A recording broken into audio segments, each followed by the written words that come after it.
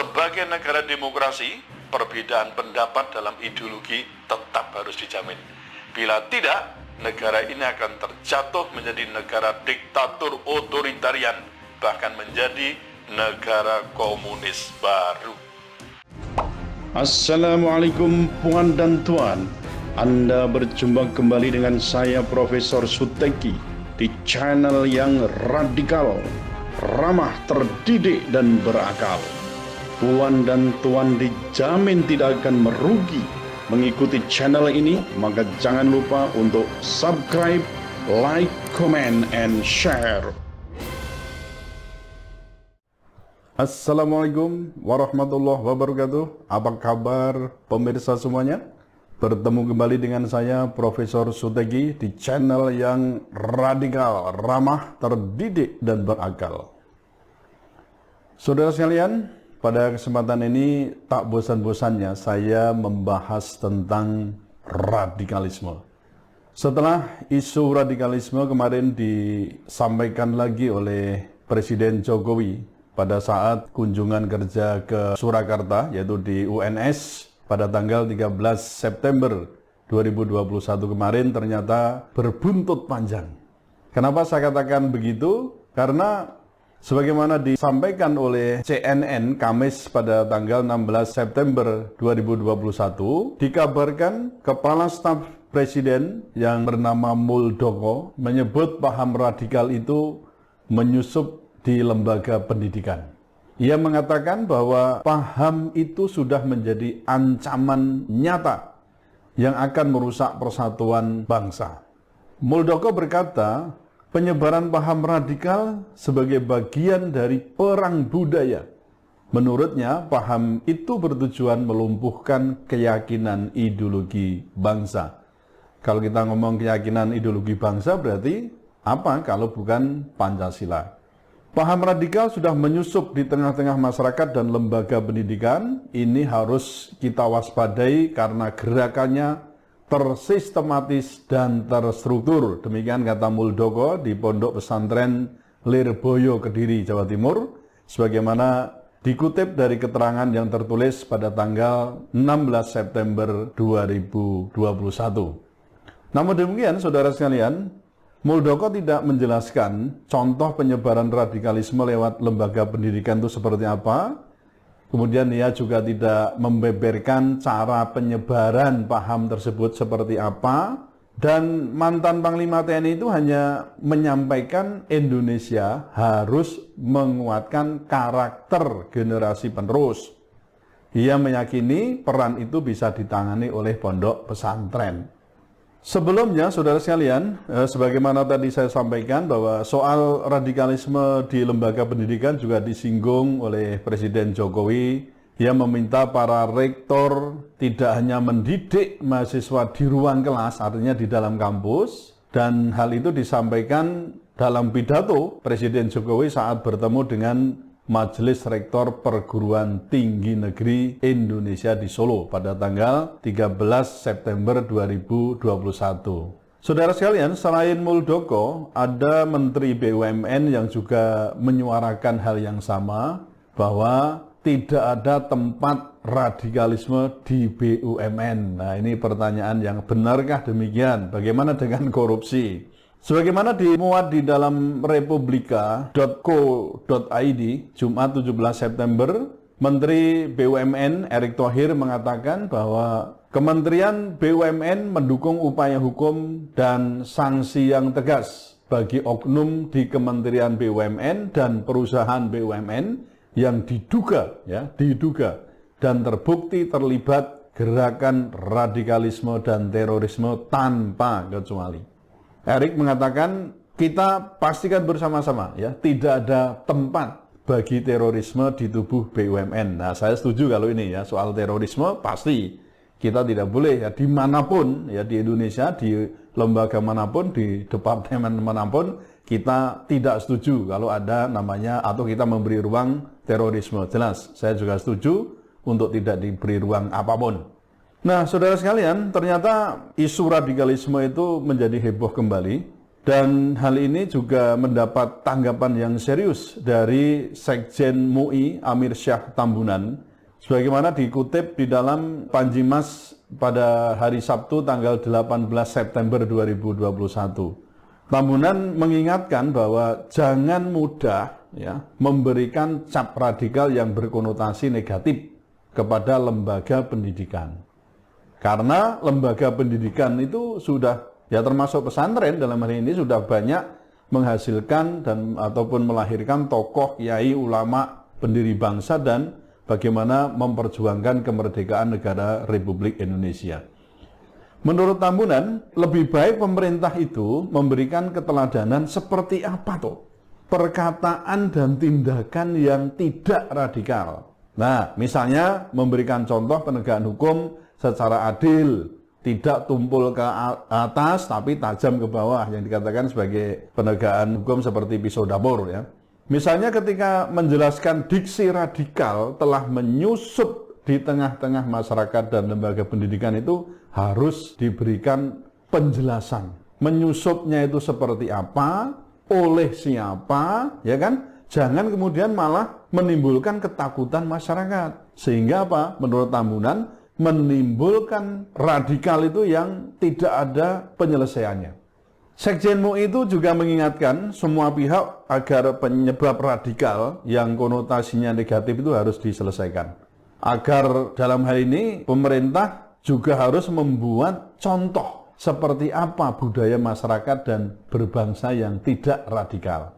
Apalagi kalau mau dikaitkan dengan persoalan keyakinan beragama. Artinya, contoh moderasi ideologi bermasyarakat, berbangsa, bernegara, itu lebih penting untuk dilakukan. Nah, karena menurut Amir Syah, ketidakadilan itu justru menjadi penyebab utama lahirnya radikal atau radikalisme, dan itu juga bisa disematkan kepada siapapun gitu ya. Ketika misalnya ada penegak hukum yang ingin menyematkan itu pada orang-orang tertentu yang dinilai tidak setia pada pemerintah, atau mungkin ada kriteria-kriteria radikal itu yang sebenarnya sering saya katakan itu sebenarnya masih lentur dan juga obscure. Sehingga dalam hal ini kita harus tahu dan pemerintah harus berusaha bagaimana supaya dapat dicari sebab-sebab utama atau akar masalahnya, sehingga kenapa misalnya kok muncul yang disebut dengan radikal atau radikalisme yang baru. Nah, sehingga dalam hal ini kita harus sampai pada titik tertentu persoalan radikalisme itu harus diselesaikan. Puan dan Tuan, saya terus terang juga merasa heran kenapa kalau kita ingat pada era Orde Baru pemerintah itu kan sibuk bersih-bersih PKI dan juga ex-PKI, bahkan sampai anak keturunannya.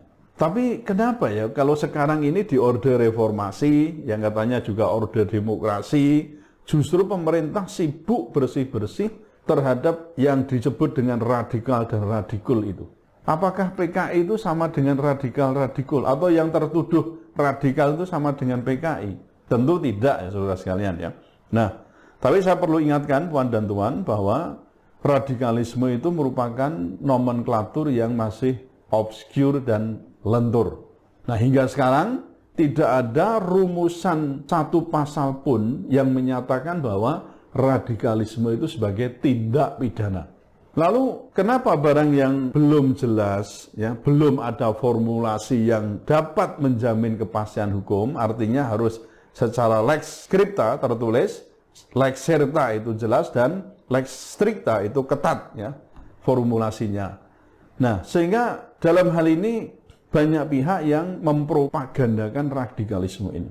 Kita harus ingat bahwa ini adalah negara hukum, bukan negara kekuasaan. Bahkan ini dikatakan sebagai negara demokrasi. Kalau isu atau yang saya sebut tadi mengenai propaganda radikalisme itu terus digulirkan, saya kira itu juga tidak baik, tidak sehat bagi demokrasi. Karena cenderung orang-orang yang memiliki idealisme yang tinggi, kemudian yang yakin pada kebenaran agamanya, kemudian menyuarakannya dan seterusnya, dinilai seolah-olah dia adalah seorang radikalis. Nah, ini yang nomenklatur yang tidak jelas tadi lentur dan obskur ini harusnya diperjelas. Nah, jika radikalisme itu ingin diformulasikan, saya mengajukan 9 syarat kepada pemerintah dan DPR, ya, tentunya ini yang berwenang untuk membuat formulasi delik, karena menurut saya delik radikalisme itu harus dirumuskan oleh wakil-wakil rakyat kita bersama nanti dengan pemerintah. Jadi jelas gitu loh. Nah, apa artinya? Harus ada undang-undang. Memang nanti ada risiko apa yang harus dilarang dan apa yang dibolehkan dan seterusnya memang harus diatur dalam undang-undang itu. Nah, pertanyaan yang patut untuk diajukan adalah apakah urgen memformulasikan delik radikalisme itu. Nah, untuk itu saya mencoba untuk mengajukan formula apabila ada upaya pemerintah untuk mengajukan radikalisme itu sebagai larangan atau tindak pidana.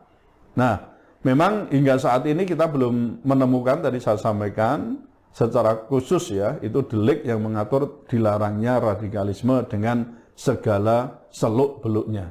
Nah, bahkan kita ketahui penyematan radikal dan radikalisme itu lebih bertendensi politik dibandingkan dengan narasi dan formulasi hukumnya. Sementara kita tahu negara kita itu adalah negara hukum sebagaimana disebutkan dalam Pasal 1 ayat 3 Undang-Undang Dasar Negara Republik Indonesia 1945. Saudara sekalian, bila memang radikalisme yang tadi saya sebutkan itu sebagai paham yang hendak dikriminalisasikan, maka saya mengajukan beberapa resep tadi, ada 9 ramuan sebagai rambu-rambu untuk kriminalisasi radikalisme. Yang pertama, naskah akademisnya harus komprehensif, ya, baik dari sisi filosofis, yuridis, dan sosiologis terpenuhi. Kajian ini menjadi sangat urgen mengingat masih terdapat pro dan kontra persepsi kita tentang apa itu radikal dan radikalisme. Kajian oleh insan kampus yang netral, lembaga survei yang juga kredibel, serta legislasi yang berintegritas itu sangat diperlukan. Mereka harus benar-benar memasang telinga, mata, dan hati mereka di tengah masyarakat. Yang kedua, formulasi radikalisme harus jelas dan mudah dipahami. Merumuskan delik radikalisme harus hati-hati dan memenuhi kaidah tata bahasa Indonesia dan bahasa hukum agar terang dan mudah untuk dipahami baik oleh aparat penegak hukum maupun masyarakat pada umumnya. Yang ketiga, unsur-unsur rumus pasal radikalisme harus tegas dan rinci. Rumusan yang kabur akan cenderung dimanfaatkan bahkan dimanipulasi oleh oknum yang tidak bertanggung jawab sebagai alat penggebuk lawan politik. Nah, unsur-unsur pasal itu harus rigid. Apakah sifat unsur-unsur itu fakultatif atau kumulatif? Yang keempat, jenis paham radikalisme harus jelas disebutkan, tidak boleh wayuh artinya atau istilahnya ambigu. Untuk menghindari penyalahgunaan pasal delik harus disebutkan isme mana yang dilarang dan alasan apa dilarang. Yang secara tegas dilarang di Indonesia itu adalah ateisme, komunisme, marxisme, leninisme. Harus dihindari penyebutan dan paham lain yang bermaksud dan seterusnya. Rumusan ini akan menimbulkan penafsiran SSK, suka-suka kami. Yang kelima, harus dihindari penggunaan analogi dalam menetapkan kejahatan radikalisme. Sebagaimana prinsip yang dipegang dalam hukum pidana, maka penalaran hukum dalam rangka penemuan hukum dengan cara analogi harus dihindarkan. Berbahaya karena berpotensi penyalahgunaan wewenang, bahkan mendorong perbuatan pejabat yang berbuat sewenang-wenang dan represif. Kemudian yang keenam, sanksinya harus jelas dan tegas, sehingga aparat hukum dan masyarakat mengenali betul ancaman yang akan diberikan ketika tindak pidana itu dilakukan. Unsur penjeraan serta pembinaan terhadap pelaku dapat dilakukan seiring. Lalu yang ketujuh, SOP penanganan kasus harus jelas dan tidak perlu menetapkannya sebagai extraordinary crime. Karena apa? Akan mendorong aparat penegak hukum bertindak represif di luar kewajaran KUHP. Yang kedelapan, khusus untuk dunia kampus harus ada pengecualian. Karena apa? Bila insan kampus tidak boleh berpikir radikal amelioratif, artinya radikal yang benar, maka ilmu pengetahuan akan mandek dan kampus hanya akan menjadi pusat pelatihan kerja seperti BLK. Nah, tetapi dalam hal ini kita tahu bahwa kampus itu harus menjadi media untuk merohanikan ilmu, yaitu apa? Untuk searching the truth, nothing but truth. Untuk pencarian kebenaran, tidak ada lain kecuali kebenaran. Kemudian yang ke-9 atau terakhir, sebagai negara demokrasi, perbedaan pendapat dalam ideologi tetap harus dijamin. Bila tidak, negara ini akan terjatuh menjadi negara diktatur otoritarian, bahkan menjadi negara komunis baru. Puan dan Tuan, jika 9 formula yang saya sebutkan tadi dipenuhi, dan memang seharusnya harus dipenuhi dalam merumuskan delik radikalisme, dalam hal ini kalau tidak dipenuhi, ya sangat dikhawatirkan akan terjadi kriminalisasi terhadap orang atau kelompok orang yang secara asali memang memiliki karakter radikal. Dalam arti apa? Memperjuangkan ideologi dan ajarannya. Larangan itu akan menyasar masjid, kampus, pesantren yang selama ini dinyatakan oleh rezim sebagai tempat-tempat yang terpapar radikalisme dalam versi rezim penguasa. Saudara sekalian, melalui pernyataan Presiden dan juga para punggawanya tadi, saya kira memang ternyata betul ya bahwa pemerintah atau rezim sekarang bertekad untuk memerangi radikalisme, dan itu dapat kita tarik kesimpulan bahwa radikalisme yang jenis kelaminnya atau nomenklaturnya itu belum jelas atau obscure dan lentur, itu seolah-olah ditetapkan sebagai common enemy, layaknya tindak pidana terorisme. Saya kira kalau arahnya ke situ, maksudnya disamakan dengan tindak pidana terorisme, itu tidak benar. Makanya yang 9 syarat untuk melakukan formulasi tadi harus betul-betul dipahami supaya kita mendapatkan aspek kepastian hukumnya. Saya berharap banyak ahli hukum di negeri ini dapat memberikan andil dalam pembentukan dan penegakan hukum yang tentu yang kita harapkan adalah yang baik dan berintegritas sesuai dengan jati diri bangsa Indonesia, yakni Pancasila. Tunjukkan kepada dunia bahwa banyak ahli hukum di negara kita itu juga linier dengan peningkatan kualitas penegakan hukum yang baik, bukan sebaliknya menjadi sekolah-sekolah hukum yang gagal, atau oleh O'Brien Tamanaha disebut sebagai failing law schools. Tunjukkan bahwa kita juga konsisten dengan kelima nilai-nilai dasar Pancasila dan bukan hanya lamis atau lip service dengan menjadikan Pancasila sebagai tameng dari sematan narasi radikal.